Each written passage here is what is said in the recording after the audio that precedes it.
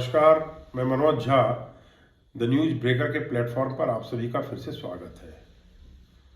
वो किसी ने कहा है ना कि कल सियासत में भी मोहब्बत थी, अब मोहब्बत में भी सियासत है। सवाल है कि पिछले 2 दशक से भारतीय जनता पार्टी और नीतीश कुमार के बीच जो सियासी मोहब्बत या सियासी तालमेल है, क्या अब वो बार बार दरकता क्यों दिख रहा है? उस पर सवाल क्यों खड़े हो रहे हैं? अभी पिछले 1 हफ्ते से बिहार में इस तरह की सियासी गहमा गहमी देखने को मिल रही है मानो नीतीश कुमार एनडीए से अब वो अलग हुए कि तब अलग हुए। और उसके पीछे कुछ घटनाक्रम जो है वो भी कहीं ना कहीं सवाल खड़े करते हैं, संदेह पैदा करते हैं। अभी पिछले दिनों जेपी नड्डा के आवास पर, भारतीय जनता पार्टी के राष्ट्रीय अध्यक्ष जो हैं नड्डा जी के आवास पर राजग की बैठक हुई। उसमें तमाम साझेदार आए, इवन कि आंध्र प्रदेश के चीफ मिनिस्टर चंद्रबाबू नायडू भी आए। नीतीश कुमार जी के भी आने की संभावना थी, लेकिन नीतीश नहीं आए। उसके पहले 2-3 सरकारी कार्यक्रमों में, जो कि बहुप्रचारित और बहुघोषित कार्यक्रम था, उसमें भी नीतीश कुमार अचानक से गैर हाजिर दिखे गए। बताया गया कि नीतीश कुमार की तबीयत ठीक नहीं है। अब कल अचानक से नीतीश कुमार दिल्ली पहुंचते हैं और पूर्व प्रधानमंत्री डॉक्टर मनमोहन सिंह के आवास पे जाते हैं उनके परिजनों को सांत्वना देने के लिए। ठीक है, इसमें कोई, ये तो राजनीतिक सदाचार और शिष्टाचार के तहत आता है, लेकिन अब इस मुलाकात और इस विजिट को लेकर तमाम किस्म के चर्चे शुरू हो गए। मीडिया के एक हिस्से में, खासकर सोशल मीडिया इन दिनों इन चीज़ों को बहुत हवा दे रहा है। सोशल मीडिया इतना कंफ्यूजन पैदा कर रहा है कि वो नीतीश जितना कुछ शायद कर नहीं रहे होंगे, उससे ज़्यादा संदेह पैदा कर रहा है सोशल मीडिया। बताया गया कि मनमोहन सिंह के आवास पर कांग्रेस का कोई वरिष्ठ नेता पहले से मौजूद था। नाम नहीं बताया कि मल्लिकार्जुन खड़गे थे या राहुल गांधी थे या सोनिया जी थी, प्रियंका वाड्रा थी, कौन नेता था ये पता नहीं, वेणुगोपाल थे, लेकिन बताया गया कि वरिष्ठ नेता वहां से पहले से मौजूद थे और उनसे नीतीश की गुफ्तगू हुई। फिर ये भी बताया गया कि नीतीश के जो 2 राइट और लेफ्ट हैंड माने जाते हैं दिल्ली में, खासकर इन दिनों, एक तो केंद्रीय मंत्री ललन सिंह और दूसरे पार्टी के राष्ट्रीय अध्यक्ष जो कार्यकारी अध्यक्ष है संजय झा, वो दोनों भी साथ में मनमोहन सिंह के आवास पर नीतीश कुमार के साथ नहीं गए। बिहार से भी कोई नेता नहीं आया। इस तरह अकेले गुपचुप यात्रा को लेकर तमाम सवाल खड़े हुए। उधर तेजस्वी ने मोर्चा खोल रखा था पटना में, अचानक से वो प्रेस कॉन्फ्रेंस बुलाते हैं, उनके साथ मनोज झा भी वहां मौजूद थे। उन्होंने नीतीश को कमजोर मुख्यमंत्री, न सिर्फ कमजोर मुख्यमंत्री बताया, बल्कि ये बताया कि वो बोलना तो चाहते हैं लेकिन उनको बोलने नहीं दिया जा रहा है। और तमाम सवाल खड़े किए उन्होंने अंबेडकर पर, जदयू का जो स्टैंड है, और ये भी बताया कि जदयू के कुछ नेता बीजेपी के संपर्क में है, मतलब कि जदयू को तोड़ने की कोशिश में है। निर्दलीय सांसद पप्पू यादव कहां भला पीछे रहने वाले थे, उन्होंने कहा कि बिहार में तूफान आने वाला है। उन्होंने तो साफ ही नाम लिया कि संजय झा जदयू को तोड़ने जा रहे हैं। अब ये बहुत सारे, मतलब कंफ्यूजन इतना पैदा हो गया, इतना सारा कंफ्यूजन पैदा हो गया कि मतलब क्या नीतीश कुमार करने वाले हैं, उनका अगला कदम क्या होगा? क्या वो एनडीए से बाहर चले जाएंगे? क्या वो केंद्र की मोदी सरकार से अपना समर्थन वापस ले लेंगे? इस तरह की तमाम कयासबाजियां चलने लगी। कम से कम मेरे ख्याल से 5 दर्जन 100 वीडियो होंगे सोशल मीडिया पर नीतीश कुमार के संदेहास्पद क्रियाकलाप को लेकर। अब मेरा मानना है कि पूर्व के कुछ घटनाक्रम और अभी जो कल से जो घटनाक्रम चला है, उन सबको इकट्ठा एक हॉलिस्टिक अप्रोच उस पर लें, समन्वित एक चित्र बनाने का प्रयास करें तो ठीक है। सोशल मीडिया पर आकलन और तुकबंदियां चलती रहती हैं, कयासबाजियां चलती रहती हैं, लेकिन मेरा मानना है कि नीतीश कुमार कहीं नहीं जा रहे हैं। वो राष्ट्रीय जनतांत्रिक गठबंधन में बने हैं और आगे भी फिलहाल तो बने रहेंगे, इसके पूरे आसार हैं। अब सवाल है कि इसके पीछे का क्या कारण हो सकते हैं, तर्क हो सकते हैं। मेरा जो निजी उसमें कुछ निष्कर्ष है, तर्क है, वो ये है कि दरअसल नीतीश कहीं नहीं जा रहे हैं, वो सौदेबाजी कर रहे हैं। सौदेबाजी किस चीज़ की? 2025 का विधानसभा चुनाव जो बिहार में होने जा रहा है, सौदेबाजी 2025 की। क्योंकि पिछले दिनों अमित शाह ने कार्यक्रम में एक ये अपनी जुबान से एक लाइन ये कह दी थी कि बिहार का नेतृत्व कौन करेगा, ये एनडीए पार्लियामेंट्री बोर्ड के साझेदार जो हैं एनडीए के, उसकी पार्लियामेंट बोर्ड की जो बैठक होगी उसमें यह तय होगा। बस इसी बात को लेकर कि ये प्रचारित किया गया कि भाजपा नीतीश की अगुवाई नहीं चाहती है, अगली बार नीतीश के नेतृत्व में बिहार में चुनाव नहीं लड़ा जाएगा। तो ये तमाम जो कन्फ्यूजन पैदा हो रहे हैं, मेरा मानना है कि 2025 की सौदेबाजी नीतीश जो है एक हार्ड बार्गेनर के तौर पर न सिर्फ उभर रहे हैं, बल्कि पहले भी उन्होंने हार्ड बार्गेन करा है। इस बार अब बार्गेन करने का उनका एक स्टाइल जो है, उसकी वजह से वो ये पूरा एक मतलब भ्रम का माहौल चाहे पैदा वो खुद कर रहे हैं कि अब उनके समर्थक कर रहे हैं, या कैसे जैसे भी हो रहा है, ये नीतीश की हार्ड बार्गेनिंग की जो शुरुआत है, उसके ये शुरुआती संकेत हैं, उसके ये शुरुआती दृश्य है। 2020 में याद करिए कि जनता दल यू 122 सीट पर लड़ी थी और भारतीय जनता पार्टी को 121 सीट मिली थी।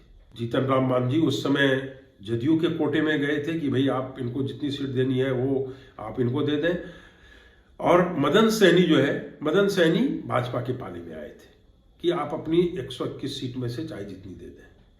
लेकिन चुनाव रिजल्ट जब आया तो भारतीय जनता पार्टी और जदयू के बीच सीटों का लगभग आधे का वो फर्क था। जदयू से लगभग दुगनी से कुछ कम सीट भाजपा को मिली, मतलब कि स्ट्राइक रेट भाजपा का बहुत ज्यादा था। सीटों के लिहाज से देखें तो निश्चित रूप से भाजपा चूंकि लगभग 76 सीट जीत कर आई थी, भाजपा जदयू के पाले में 47 सीट थी, तो स्वाभाविक रूप से बड़ी पार्टी का दावा बनता है। लेकिन बिहार का समीकरण चाहे सीट कोई कितनी जीत ले, नीतीश के साझेदार को पीछे रहना पड़ता है। नीतीश सीटों को लेके अपनी दावेदारी पेश नहीं करते हैं, वो परिस्थितियों को लेके दावेदारी पेश करते हैं। बिहार का ऐसा समीकरण बना हुआ है कि चाहे राजद हो या भाजपा हो, नीतीश का साथ जो भी लेती है, इन दोनों में से दो ही पार्टी लेती है, मुख्यमंत्री पद नीतीश को देना पड़ता है। 9वीं बार मुख्यमंत्री बने हैं नीतीश। अब सवाल है कि 121 और 122 का जो 2020 का फॉर्मूला था, भाजपा तो अपने स्ट्राइक रेट और सीटों की संख्या के लिहाज से इस बार स्वाभाविक रूप से ज्यादा सीट की डिमांड करने की स्थिति में दिख रही है। मुझे लगता है कि नीतीश कुमार भाजपा की इस बढ़ी हुई मांग को सीमित करने के लिए, रोकने के लिए, ये पूरी जो एक मतलब भाव भंगिमा बनाई जा रही है, जो पूरा माहौल क्रिएट किया जा रहा है, पूरा कंफ्यूजन जो सामने आ रहा है, वो इसी वजह यही है। यानी कहने का मतलब है कि नीतीश कुमार इस बार 122 पर भी शायद ना माने।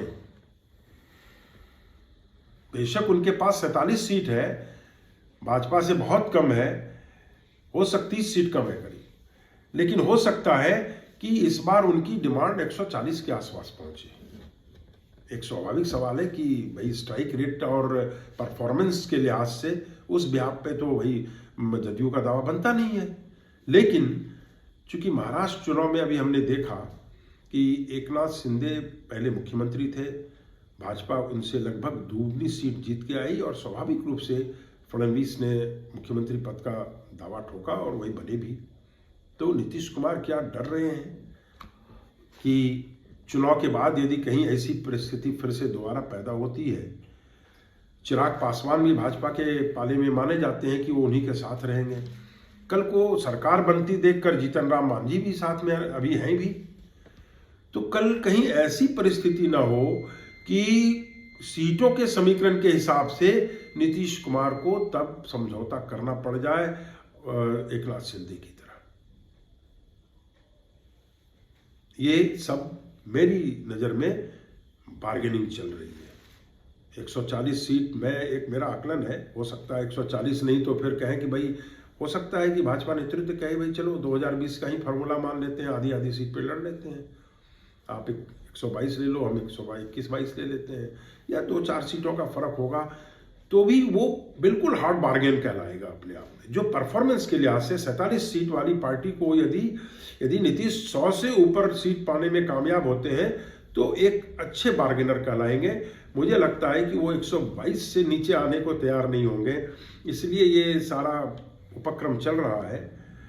अब सवाल है कि ऐसे में बहुत सारे लोग कह रहे हैं कि बिहार में सरकार बदल जाएगी, भाजपा का समर्थन हट जाएगा, राजद समर्थन देगा। तेजस्वी ने अपने सुर भी नरम कर दिए हैं, गौर करिएगा। जैसा हमला बोलते थे अभी पिछले दिनों नीतीश पर, वो तेजस्वी का नीतीश के प्रति सुर नरम है, भाजपा के प्रति पूरा हमला भी जारी है, लेकिन नीतीश पर उन्होंने सुर नरम कर दिया है। बल्कि उन्होंने तो ये तक कहा कि चचा आके नेतृत्व संभाले, मैं तैयार हूं, मुझे कोई दिक्कत नहीं है। एक तरह से आरजेडी खुला ऑफर दे रहा है राष्ट्रीय जनता दल कि नीतीश भाजपा का साथ छोड़े। लेकिन मेरा फिर भी मानना है कि इन तमाम अनुकूल परिस्थितियों के बावजूद नीतीश इंडिया गठबंधन नहीं जाएंगे, एनडीए नहीं छोड़ेंगे। वजह, इंडिया गठबंधन में तब उनको शायद जब चुनाव खत्म हुए थे लोकसभा के परिणाम के बाद प्रधानमंत्री पद तक का ऑफर मिला था, तब वो नहीं गए। आज तो नरेंद्र मोदी प्रधानमंत्री हैं, मजे में सरकार चल रही है, तो एक तो अब प्रधानमंत्री बनने की कोई गारंटी नहीं है। दूसरी बात कि इंडिया गठबंधन में इंटरनल कॉन्फ्लिक्ट इन दिनों इतना ज्यादा है। अभी पिछले दिनों राहुल गांधी नेतृत्व करने लायक नहीं है, ममता बनर्जी ने सवाल उठा दिया। उसको इको कौन करते हैं? लालू प्रसाद। उसको कौन समर्थन देते हैं? और अखिलेश और केजरीवाल ने भी कहीं ना कहीं उनके साथ सुर में सुर मिलाया। तो इंडिया गठबंधन का जो इंटरनल कॉन्फ्लिक्ट है उसमें नीतीश कुमार जाके अपनी दावेदारी को किस तरह ममता या फिर स्टालिन या फिर उद्धव ठाकरे, शरद पवार, वहां बहुत सारे किरदार हैं। अखिलेश यादव के पास तो बहुत ज्यादा सीट है। तो फिर वाई नीतीश का नेतृत्व क्यों माने? कांग्रेस के पास तो 99 सीट है, एक पैन इंडिया पार्टी है, पैन इंडिया उनका इम्पैक्ट है, नेटवर्क है, और किसी पार्टी के साथ तो ऐसा है नहीं। तो नीतीश को क्या इंडिया गठबंधन में इस तरह से इज्जत या नेतृत्व उनका स्वीकार होगा? मुझे लगता है नहीं। जब राहुल गांधी का नेतृत्व मानने को वहां तैयार नहीं है लोग, तो नीतीश को नेता क्यों कर माना जाएगा? यदि नीतीश को नेता मानना होता तो उस समय बेधड़क उनको सबसे पहले कन्वीनर बनाया जाता है इंडिया गठबंधन को। जब जिस पॉइंट पे वो निकले हैं गठबंधन से, कन्वीनर नहीं बनाने के प्रश्न पे निकले, तो फिर नीतीश ये रंग बदलते हुए दिख क्यों रहे हैं? मैंने जैसा ऊपर बताया था कि ये सब 2025 का चुनाव जो है, उस 25 के चुनाव के पहले का ट्रेलर है। जैसे फिल्म के पहले ट्रेलर रिलीज होता है ना, ट्रेलर में भी बहुत रोमांच होता है। तो उसी तरह बिहार की इस फिल्म में, इस मूवी में जो अभी चल रही है इन दिनों, उससे बहुत रोमांच है, बहुत रहस्य है। लेकिन फिल्म जैसे कि कोई डायरेक्टर फिल्म बनाता है तो हमारे दिमाग में एक रहता है सेटअप ना कि फला ये बना रहा है फिल्म, तो इस तरह की फिल्म होगी। तो नीतीश कुमार कहीं नहीं जाएंगे, एनडीए में ही रहेंगे। बार्गेनिंग शुरू से वो अच्छे बार्गेनर रहे हैं, हार्ड बार्गेनर रहे हैं, अभी भी अच्छी बार्गेनिंग करेंगे।